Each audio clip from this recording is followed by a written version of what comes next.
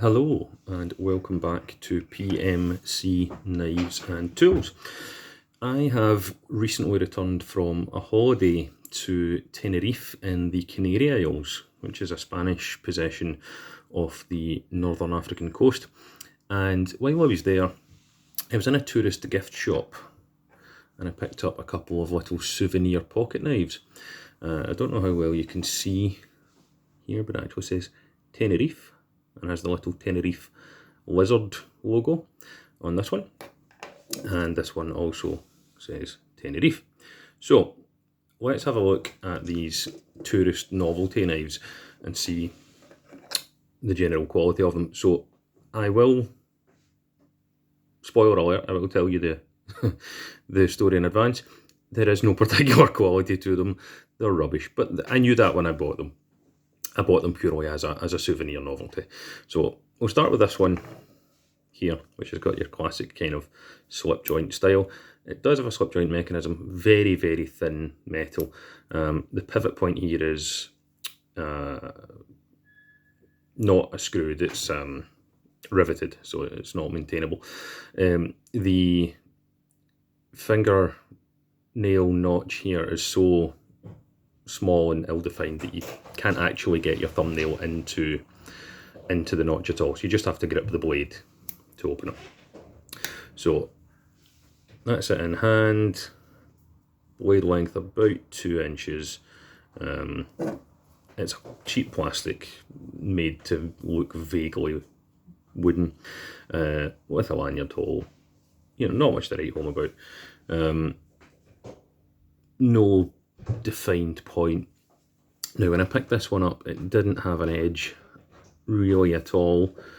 There was nominally an edge put on it from the factory, but not a cutting edge. It wouldn't slice anything. You could rub your thumb up and down it safely without any risk of even scratching yourself, never mind cutting yourself. So very much just a tourist's souvenir novelty there. Okay, the second one is this one here, which is a kind of camouflage coloured Swiss Army knife style pocket knife. It does have a built-in compass. Spoiler alert, the built-in compass doesn't really work. North changes on it depending on which way you're facing. So it's probably not really magnetised or suspended in spirit or oil. It's probably just a plastic novelty sitting in some water. Onto the tools. It's your classic Swiss Army knife layout, or Swiss Army knockoff layout, should I say. You've got 4 layers, 5 layers, knife, saw, fish scaler, which I hate, I wish they'd stop throwing those things on, scissors, bottle opener, can opener, and on the back, your classic knockoff style screwdriver, awl, nail scraper, reamer, and corkscrew. So we'll go through them. There's no great quality here either. Again, this didn't have an edge on it really from the shop, from the factory either. What I've done with both of these is just pulled them through my Sharp Pal carbide pull-through sharpener. And I know internet knife guys hate carbide pull-through sharpeners, and I should be freehand sharpening and mirror polished edges and all this crap. But this was €8 and this was €3, so I'm not going to do that. I'm not going to waste time with whetstones on a steel that's so poor it wouldn't even take that kind of edge anyway.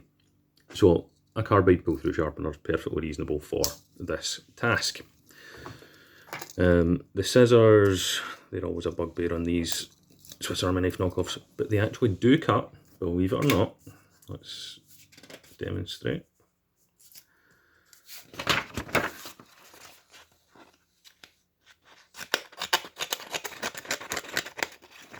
There you go. Not particularly well, but they do cut nonetheless, which is probably an upgrade from most knockoff Swiss Army knives, since the scissors are usually the worst part. The saw, yeah, I can run my thumb comfortably up and down the teeth, so that tells you all you need to know about its sawing ability. Wouldn't be doing that with a real saw. The bottle opener does open bottles. I have used it. I can lift caps with it. I used it abroad to open a cerveza. The can openers on the knockoff ones, knockoff Swiss Army knife can openers are notoriously bad. You really struggle with them to open cans. You can do it with brute force and patience. Patience is something I'm notoriously short of in my life, but this one feels slightly less bad than some examples I've had in the past. The quality of these Chinese Swiss Army knife knockoffs varies wildly from model to model, even though they're all vaguely nominally the same layout and style.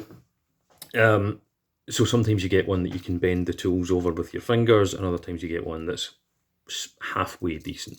This one seems to be in the halfway decent category, and having given it a quick pull through on the carbide sharpener, let's see if it'll now cut some paper here. Yeah, sort of.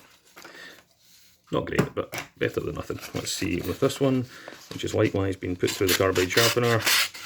Yeah, enough to slice a bit. You need to saw, and it's not a clean cut, but yeah. So there we go. A couple of cheap novelty knockoffs, purely for Souvenir's sake. Will I carry them at some point? Realistically, not this one. No, it's just going to sit in the knife tool case with all the other collectibles. This one probably will go in my pocket the odd time here and there, every so often, every now and then. I'm not going to go through all the tools on it. We've all seen knockoff Swiss Army knives 1,000 times, and we all know that the tools on them are subpar, especially the ones on the back of the spine. Sometimes the corkscrews will work fine, other times they will deform, you know, when you pull a wine cork with them.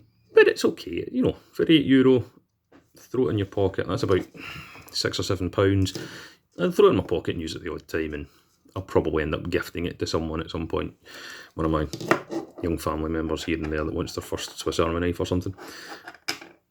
I tend to pick up cheap knives pretty frequently, and then I give them away just as often. My pocket knife collection always sits around 100 in terms of numbers, because I buy a cheap one, use it for a bit, put it away, give it away, and then buy another cheap one. I've always got lots of them floating about. So there you go. And if you're thinking about going to Tenerife, I can recommend it. It's nice, it's hot, it's sunny. Take care.